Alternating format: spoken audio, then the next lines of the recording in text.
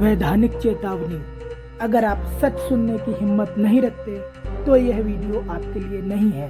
दोस्तों, मैंने पिछले 3-4 महीनों में जो भी वीडियो बनाए हाइपर फंड को लेके, मेरे उन वीडियोस को देखकर कुछ लोग तो नेगेटिव हुए, कुछ पॉजिटिव हुए। जिन लोगों ने पैसा लगा रखा है उन लोगों ने मुझे गालियां भी दी। नो डाउट ऐसा होता है।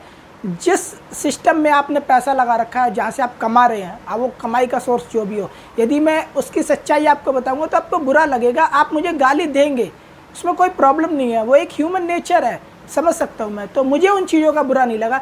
लेकिन समस्या यहाँ पर ये आई कि ऐसे बहुत सारे कमेंट थे जहाँ पर कि लोगों को नॉलेज ही नहीं थी, बस कमेंट किए जा रहे थे। बहुत से लोगों ने तो यहाँ तक लिखा कि क्रिप्टो करेंसी भारत में पहले बैन थी, सुप्रीम कोर्ट ने ऑर्डर दिया, उसके बाद बैन हटा, राइट। और इस तरीके के बहुत सारे भी कमेंट आए। बहुत से लोगों ने ये भी बोला आपको क्रिप्टो करेंसी की नॉलेज नहीं है, कुछ लोगों ने बोला पहले ब्लॉकचेन को समझो, और यहाँ तक कि बहुत से बुद्धिमान तो ये भी थे जो कि ऐसे वीडियो बना रहे थे कि हाइपर फंड नेपाल में क्यों बैन हुआ है, क्योंकि वहाँ क्रिप्टो करेंसी बैन है ना।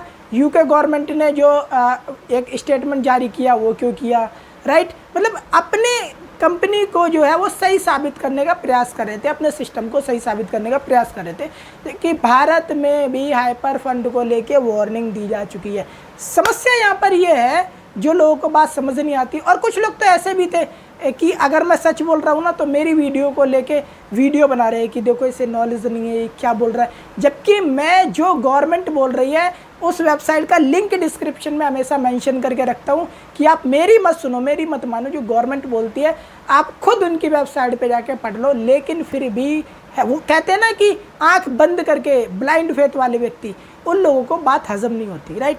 आज के इस वीडियो में मैं आपको सबूत के साथ आपको पूरे स्टेटमेंट दिखाऊंगा जो हम अरुण जेटली जिस वक्त फाइनेंस मिनिस्टर थे उन्होंने क्या बोला, निर्मला सीतारमण जी क्या बोलती हैं, सुप्रीम कोर्ट ने क्या ऑर्डर दिया था, और क्रिप्टो करेंसी भारत में कभी बैन हुआ भी था या नहीं था, और यदि भारत में क्रिप्टो करेंसी बैन नहीं है, यदि आप क्रिप्टो में ट्रेड कर सकते हैं, तो हाइपर फंड को लेकर क्यों फिर भारतीय जो सरकार है वो वार्निंग दे रही है आपको, और क्यों हाइपर फंड को लेकर नॉट ओनली इंडिया के बाहर भी, यदि आप यूके की बात करेंगे तो आप ऐसे नहीं बोल सकते कि कोई भी उठाई गिरा देश है, ऐसा नहीं बोल सकते, राइट। आप न्यूजीलैंड की बात करेंगे तो आप ऐसे नहीं बोल सकते कि वो तो एकदम गया गुजरा देश है, ऐसे नहीं बोल सकते आप, राइट। तो क्यों ऐसे बहुत सारे देश जो हाइपर फंड को लेके वार्निंग दे रहे हैं लेकिन वहाँ पे क्रिप्टो में ट्रेड चल रहा है, राइट। आज के इस वीडियो में हमें जो बीच की फाइन लाइन है इसी को समझने का प्रयास करेंगे सबूतों के साथ, राइट। तो ज़्यादा बातें ना करते वीडियो को शुरू करते हैं।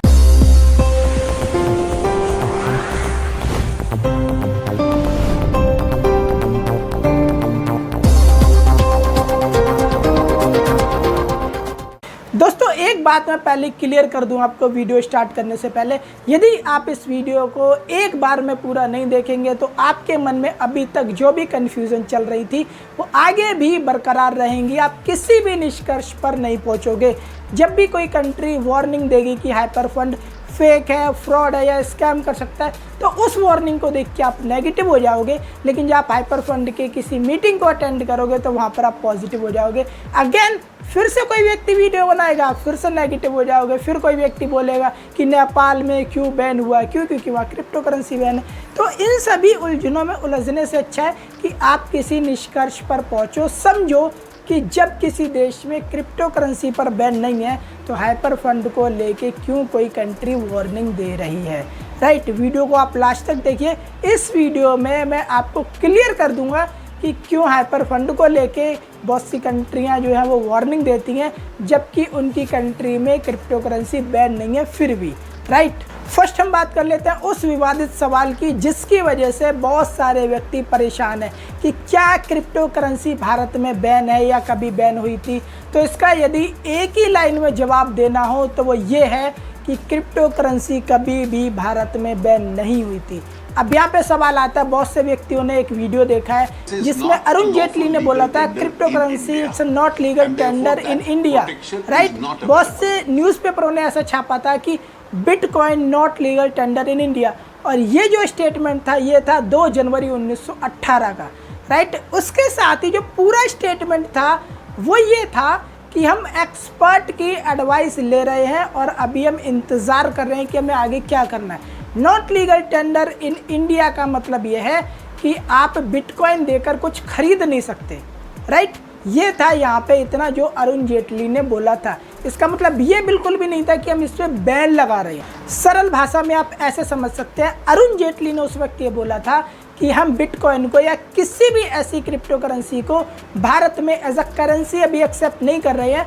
आप अपने रिस्क पे ट्रेडिंग कर सकते हैं और कभी भी भारत में जो है क्रिप्टो करेंसी या फिर बिटकॉइन जो है वो बैन नहीं हुआ था। हाँ, आगे स्टेटमेंट ये था कि हम एक्सपर्ट की राय जरूर ले रहे हैं और विचार विमर्श हमारा चल रहा है। आप चाहें तो 2 जून 2018 का ये जो स्टेटमेंट ऑफ फाइनेंस मिनिस्टर का, आप इसे ऑनलाइन पढ़ भी सकते हैं। आप गूगल करेंगे आपको ये मिल जाएगा। 2018 में अप्रैल में आरबीआई का एक नोटिफिकेशन आया जिसमें कि ये बोला गया कि किसी भी एक्सचेंज के द्वारा किसी भी बैंक से डायरेक्ट आप किसी भी क्रिप्टो करेंसी को बाय और सेल नहीं कर सकते और 3 महीने का टाइम है। यदि आप बेचना चाहते हो, सेल करना चाहते हो तो आप बेच सकते हो, सेल कर सकते हो। वहाँ पर बहुत से लोग डर भी गए थे, लोगों ने सेल भी किए, लेकिन बहुत से ऐसे भी थे जो P2P का यूज़ करने लगे, राइट। लेकिन इसी वक्त में ऐसे बहुत से एक्सचेंज थे जो कि मिलकर सुप्रीम कोर्ट चले गए। 2018 में शुरू हुए इस विवाद को लेकर लगभग 1.5-2 साल बाद मार्च 2020 में सुप्रीम कोर्ट का एक ऑर्डर आता है जिसमें बताया जाता है कि भारत में क्रिप्टो करेंसी इलीगल नहीं है और कोई भी व्यक्ति अपने रिस्क पर ट्रेड कर सकता है, सेल परचेस कर सकता है। भविष्य की टेक्नोलॉजी को देखकर हम आंख बंद नहीं कर सकते, राइट। दोस्तों, अभी तक की वीडियो देखकर एक बात तो आप भली बात ही समझ गए होंगे कि भारत में कभी भी क्रिप्टो करेंसी बैन हुआ ही नहीं था, राइट। अब आ जाते हैं मेन पॉइंट पर कि हाइपर फंड को लेकर क्यों सरकारें चिंतित हैं और क्यों इंडियन एजेंसियों ने भी हाइपर फंड को लेके लोगों को वार्निंग दी है। दोस्तों, हाइपर फंड को लेके आपको 2-3 बातें समझनी पड़ेंगी। पहला तो ये कि इनका जो काम करने का तरीका है, इनका जो पैसा लेने का स्ट्रक्चर है वो मल्टी लेवल मार्केटिंग जैसा है। ऐसा मैं नहीं कह रहा, जिन कंपनियों ने फ्रॉड बोल के वार्निंग इशू की है ऐसा वो कंपनियां कहती हैं और ये सच्चाई भी है। और यदि हम भारत की बात करें तो भारत में 2016 में जो गाइडलाइन बनी थी उनके मुताबिक भी जो मिनिस्ट्री ऑफ कंज्यूमर अफेयर्स ने बनाई थी कि आप किसी का इन्वेस्टमेंट नहीं करवा सकते इस स्ट्रक्चर के थ्रू, और उसी स्ट्रक्चर पे हाइपर फंड काम करता है। और यही वजह है, यदि आप यूके की या न्यूजीलैंड की जो भी उन्होंने नोटिफिकेशन दी है उनकी यदि आप नोटिफिकेशन चेक करोगे तो उसमें ये शब्द बाकायदा यूज़ किया गया है, मल्टी लेवल मार्केटिंग, राइट। दूसरी बात कि क्योंकि आपका आधार ब्लॉकचेन है, क्रिप्टो है, तो वहाँ पर आप फिक्स रिटर्न देने की बात नहीं कर सकते। क्यों? क्योंकि ज़्यादातर देशों में अभी इसको लेके जो फैसले हैं वो विचाराधीन हैं।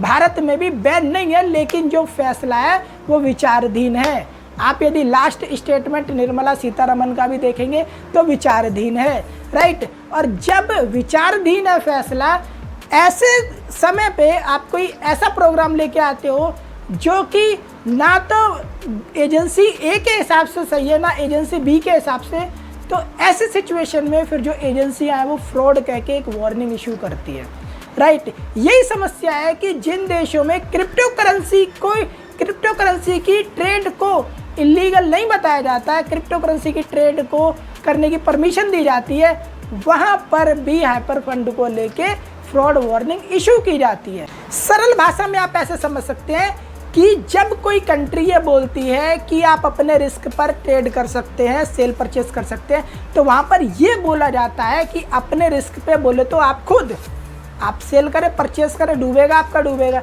लेकिन जब आप लोगों का लगवाना स्टार्ट कर देते हैं, वहाँ पे जो है जो कंट्री की एजेंसियाँ होती हैं लोगों को वार्निंग इशू करती हैं। और यही हाइपर फंड के साथ है कि जिन कंट्रियों में क्रिप्टो करेंसी अलाउ है, आप क्रिप्टो करेंसी में ट्रेड कर सकते हैं, वहाँ पर हाइपर फंड को लेके फ्रॉड वार्निंग इशू की गई है, राइट।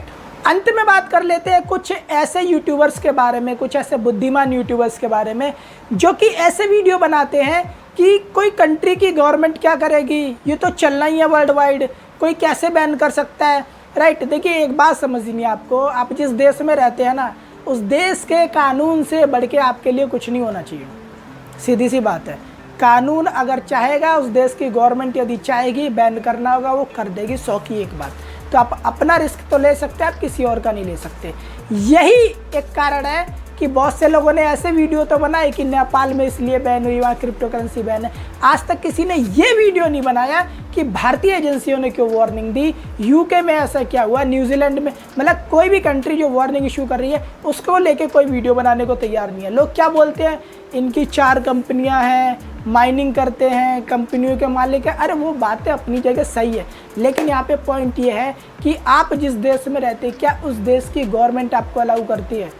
अब फिर से मैं कहूँगा, यदि अभी भी आपके पास समझ नहीं आई है तो आप जरा 2018 जनवरी 2018 से लेके और मार्च 2020 तक का जो क्रिप्टो करेंसी का बवाल था ना भारत में, उसे एक बार आप फिर से चेक कर लीजिए, राइट। और फिर भी यदि बात आपके समझ नहीं आती तो ज़िंदगी आपकी है, फैसला आपका है। दोस्तों वीडियो यदि आपको अच्छा लगा है तो आप इस वीडियो को लाइक करें, मेरे चैनल को सब्सक्राइब करें, बेल आइकन को क्लिक करें, अधिक से अधिक ऐसे मित्रों में शेयर करें जो इस प्रकार के स्कैम से बचना चाहते हैं। अगेन बोल रहा हूँ, मैं स्कैम इसलिए कहता हूँ क्योंकि इनका जो काम करने का तरीका है वो गलत है, राइट।